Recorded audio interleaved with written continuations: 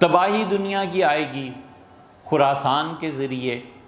خراسان تباہ ہوگا جب ہندوستان سندھ کو تباہ کر دے گا، سندھ تباہ ہوگا جب چین سے لوگ اٹھیں گے، اور چین تباہ ہو جائے گا 3 طریقوں پہ، یا تو وہاں ہلکی ہلکی بارش ہوگی جو انہیں تباہ کر دے گی، یا ریت کی ہوا چلے گی، یا وہاں پر بیوہ عورتوں کی کثرت ہو جائے گی، اور چین میں جو تباہی آئے گی وہ ان 3 اسباب میں سے کسی سے آئے گی۔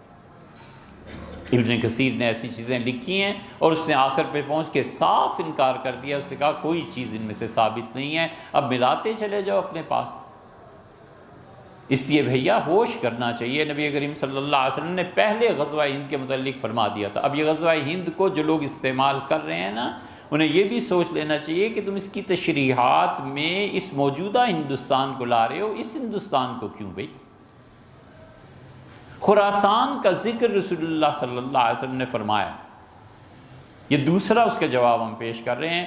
خراسان جو تھا نبی کریم صلی اللہ علیہ وسلم کے زمانے میں پورا مشرق خراسان میں شامل تھا، اور پھر آتا ہے تبت اور چین کی لڑائی کا ذکر، کہ تبت والے چین کو چھیڑیں گے اور چین والے تبت کو تنگ کریں گے، اور یہ دونوں آپس میں لڑیں گے۔ اس کے بعد بھی محدثین نے لکھا ہے سب جھوٹ ہے، یہ لوگوں کے اپنے اپنے قیافے ہیں جو انہوں نے اپنے زمانے میں بنا لیے تھے۔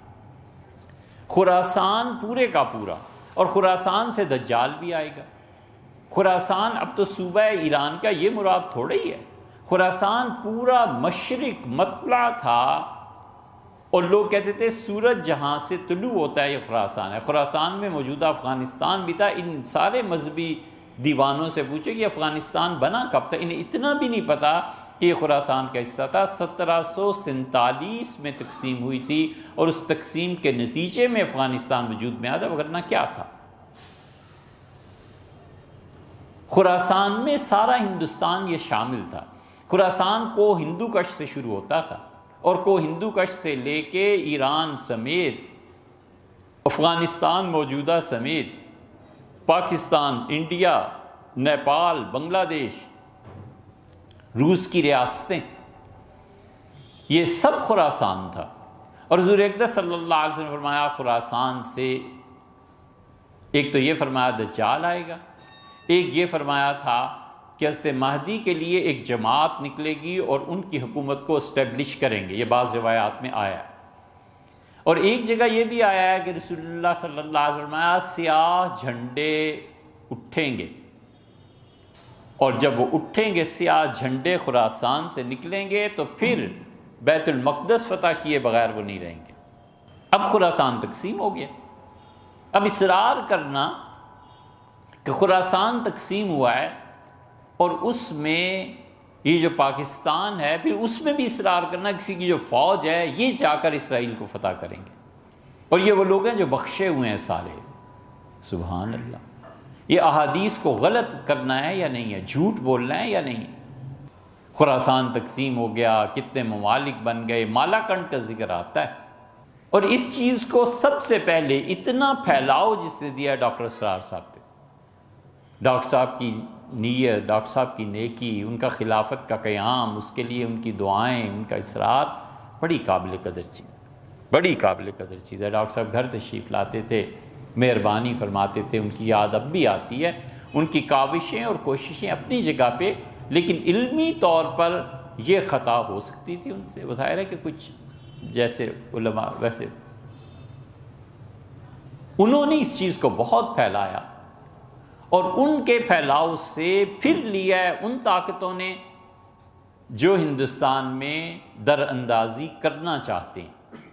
وہ کس کے ایجنٹ ہیں وہ جانے اور اللہ جانے، مجھے اس پہ بحث نہیں کرنی، لیکن انہوں نے رسول اللہ صلی اللہ علیہ وسلم کی اس حدیث کے کو پڑھا کے نوجوانوں کے دماغ خراب کیے، لڑکوں کو جا کے وہاں کٹوا دیا، سینکڑوں گھر برباد ہو گئے، سینکڑوں لاشیں آئیں، اور یہ ہندوستان میں تمہیں فتح مل جائے گی، یہ کچھ نہیں ملنے کا، رہنے دو انہیں امن سے۔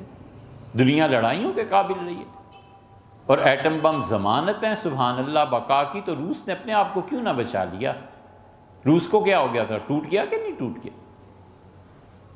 اس لیے نبی کریم صلی اللہ علیہ وسلم نے خراسان کے متعلق یہ بھی آیا ہے پھر خراسان سے فوجیں نکلیں گی۔ اب خراسان سے فوجیں کس ملک سے نکلیں گی، کہاں ہے خراسان، یہ سب چیزیں۔ اچھا پھر خراسان سے دجال نکلے گا، تو دجال نہیں نکل آئے کہ پھر پاکستان سے اگر دجال چلا گیا تو پھر کیا ہوگا؟ اگر ساری پازیٹیو سائڈز پاکستانی کی فوج جائے گی، اسرائیل فتح کرے گی، تو پھر خراسان ہی کا حصہ تھا نا پاکستان، اسی بنیاد پر، تو اسی بنیاد پر آگے کو دجال بھی یہیں سے کوئی نکل آئے گا۔ کیا بے تکی بات ہے۔ اس لیے دجال کا نکلنا بھی ہے۔ پھر رسول اللہ صلی اللہ علیہ وسلم کا یہ فرمانا کہ دجال گدھے پہ ہو، نبی کریم صلی اللہ علیہ وسلم کا یہ فرمانا کہ تیر اندازی ہوگی، حضور اقدس صلی اللہ علیہ وسلم کا یہ فرمانا کہ اس طرح تیر چلیں گے، یہ ہوگا یہ ہوگا۔ یہ سب چیزیں جتنی بھی احادیث میں آئی ہیں، انتظار ہے وقت پورا ہونے کا۔ جب وقت پورا ہوگا تو اس وقت پتہ چلے گا کہ رسول اللہ صلی اللہ علیہ وسلم نے جو گدھا فرمایا تھا، یہ گدھا آخر ہے کیا چیز۔ نبی کریم صلی اللہ علیہ وسلم نے اگر یہ کہا تھا کہ چین کو بارش تباہ کرے گی، اگر فرمایا تھا، فرض کر لو ایک لمحے کے لیے، تو کون سی بارش ہوگی، کیسے ہوگی، کچھ نہیں جانتے۔